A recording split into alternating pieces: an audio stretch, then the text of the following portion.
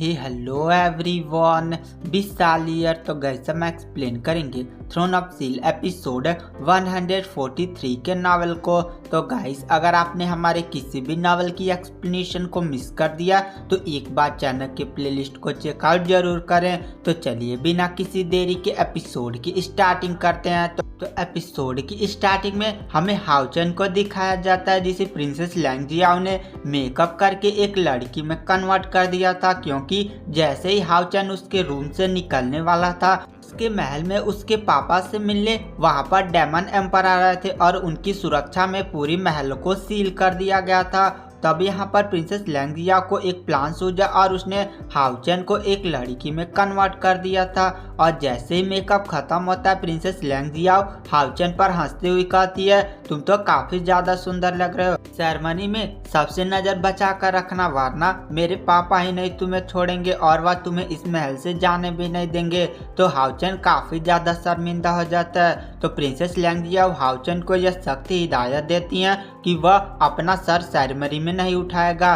और इसके बाद हमें सीन शिफ्ट किया जाता है महल के बाहर की गेट की तरफ, जहां पर हाउचन princess Lang Jiao second demon god princess Lang Jiao के फादर आग्रेस की तरफ, जो महल पर डेमन गॉड एम्परर का बेसब्री से इंतजार कर रहे थे। और हाउचन जो था वो प्रिंसेस लैंग जियाओ के पीछे मुंह लटकाए खड़ा था और उस पर बहुत सारे लड़के नजर रखे हुए थे। उसके बाद वहां पर डेमन गॉड एम्परर फैंग शू की एंट्री होती है, जो अपने ड्रैगन पर बैठा हुआ था और उसने यहाँ पर अपनी आभा को छुपा कर रखा था।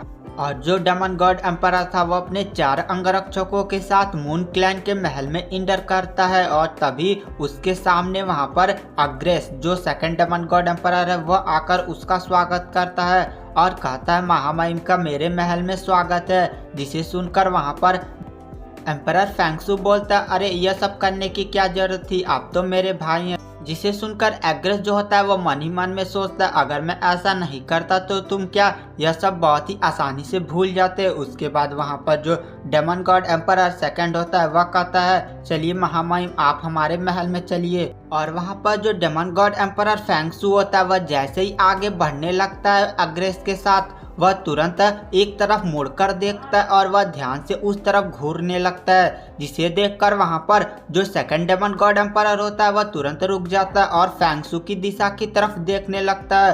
और वह उस दिशा में देखकर काफी ज्यादा शौक था, क्योंकि उस तरफ उसकी बेटी प्रिंसेस लैंग जियाओ थी। जिसे देखकर वहां पर जो अग्रेस होता है वह कहता, अरे अब मेरी बेटी पर भी बुरी नजर डालेंगे क्या। पर वहां पर अग्रेस कुछ कर नहीं पाता, क्योंकि डेमन गॉड एम्परर की पावर इतनी ज्यादा थी कि वह एक ही अटैक में पूरे इसके मून क्लैन को ही तबाह कर सकता था। उसके बाद वहां पर जो अग्रेस होता है वह फैंग शू से पूछता है कि महामहिम क्या आपको कोई परेशानी है। तो वहां पर जो फैंग शू होता है वह कहता है, नहीं चलो चलें। और वहां पर जो प्रिंसेस लैंग जियाओ थी जब उसकी तरफ डेमन गॉड एम्परर ने देखा तो वो काफी ज्यादा शौक हो गई थी, क्योंकि वह जानती थी कि डेमन गॉड एम्परर उसकी तरफ न देखकर हाउचन की तरफ देख रहा था, जो उसके पीछे ही खड़ा था। और उसने अपने कपड़े को काफी तेज पकड़ लिया था और उसकी पूरी डर से पसीना पसीना हो गई थी। अब उसे इतना ज्यादा डर लग रहा था कि अगर हाउचन ने कुछ भी उल्टा सीधा किया होता तो उसका सर धड़ से अलग होने में थोड़ा भी समय नहीं लगता। उसके बाद जो हाउचन होता है वह सोचता है कि लगता है डेमन गॉड एम्परर आगे की तरफ बढ़ गया है, और वह अपना सर उठाकर उसको देखता है और तुरंत डेमन गॉड एम्परर भी उसकी तरफ मुड़कर देखने लगता है और इन दोनों की आंखें मिल जाती हैं। और हाउचन को ऐसा रियलाइज होता है कि जैसे उसके अंदर कितनी ज़्यादा भयानक एनर्जी इंटर कर रही है और हाउचन को एकदम बहुत ही तेज डर लगने लगता है और कहता है, लगता आज मैं यहीं मर जाऊंगा। पर वहां पर जो डेमन गॉड एम्परर होता है वह हाउचन को बहुत ही अजीब तरह से देख रहा था। तभी डेमन गॉड एम्परर के पास फिर से अग्रेस आ जाता है और कहता, महामहिम क्या आपको कोई परेशानी है। तो कहता है, नहीं नहीं कोई परेशानी नहीं है। और वहां पर जो अग्रेस होता है वह डेमन गॉड एम्परर फैंग शू को बुदबुदाते हुए सुनता है कि उसका चेहरा तो उसी के साथ जैसा मिल रहा है। पर वहां पर वो इस बात को ध्यान नहीं देता और हाउचन की नजर जैसे उस डेमन गॉड एम्परर से हटती है हाउचन को बहुत ही बढ़िया फील होता है। हाउचन को ऐसा लगता है जैसा उसका पुनर्जन्म हुआ है, क्योंकि हाउचन जानता था कि उसकी कल्टीवेशन में और वहाँ पर डेमन गॉड एम्परर की कल्टीवेशन में जमीन आसमान का फर्क है।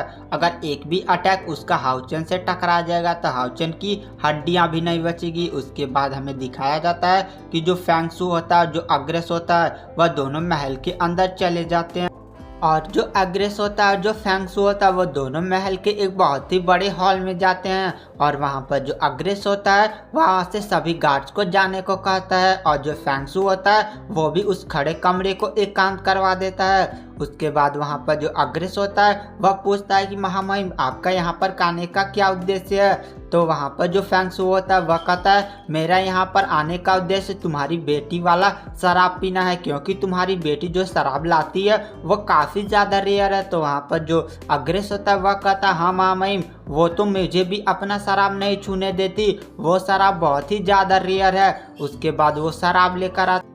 उसके बाद जो फेंगशु होता है वो अग्रेस से पूछता है कि आखिर हमारा तीसरा भाई कहाँ है। तो अग्रेस कहता है वो बहुत ही अजीब हो गया, वह एक कमरे में बंद रहता है और मुझे बहुत समय उससे मिले हो गए। उसके बाद वहाँ पर जो फेंगशु होता है वह कहता है ठीक है, मैं यहाँ पर 2 कामों से आया हूँ। तो वहाँ पर अग्रेस कहता है कौन से 2 काम। तो वहाँ पर फेंगशु रिप्लाई देता है कि पहला तो इंसानों की समस्या है, जिसे सुनकर वहाँ पर अग्रेस काफ़ी ज़्यादा गुस्सा हो जाता है और कहता है कि महामहिम आप इंसानों पर इतना रहम क्यों दिखा रहे हैं। आप चाहते तो खड़े इंसानों को बहुत ही जल्दी ख़त्म कर सकते थे, पर आपने ऐसा क्यों नहीं किया। आप इंसानों को विकसित होना क्यों देना चाहते हैं।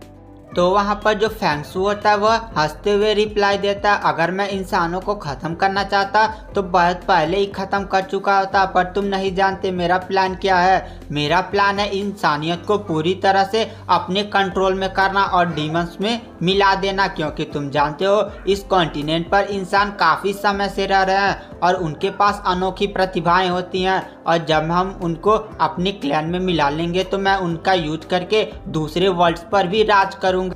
तो एग्रेस होता है वह कहता है महामहिम दूसरा कारण क्या आप हमें बता सकते हैं। तो वहाँ पर फेंगशु कहता है दूसरा कारण है ऑस्ट्रियन ग्रीफ, जिसे सुनकर अग्रेस काफ़ी ज़्यादा शौक हो जाता है और कहता है क्या ऑस्ट्रियन ग्रीफ, पर इसे तो हमारे पूर्वजों ने अपनी पावर्स का यूज करके उसकी सारी कल्टीवेशन को ख़त्म करके उसे एक सील में कैद कर दिया था, वह वहाँ से आज़ाद कैसे हो सकता है। तो वहाँ पर फेंगशु कहता है यह खबर मुझे 52 डेमन गॉड ने वापस आकर दी थी, पर मुझे इस पर विश्वास नहीं हुआ, पर मैं वह विजिटिंग कार्बन गुफा पर अपनी ऑरा का यूज करके उसे स्कैन कर रहा था और तब मुझे उस गुफा के आसपास उस ऑस्ट्रियन ग्रीफ की ऑरा का आभास हुआ और जब मैंने दोबारा उस जगह को स्कैन किया तब मुझे उसका ऑरा वापस नहीं मिला और लगता है वह हमसे छुप रहा है, क्योंकि उसकी पावर अभी तक हमारे बराबर नहीं हुई है।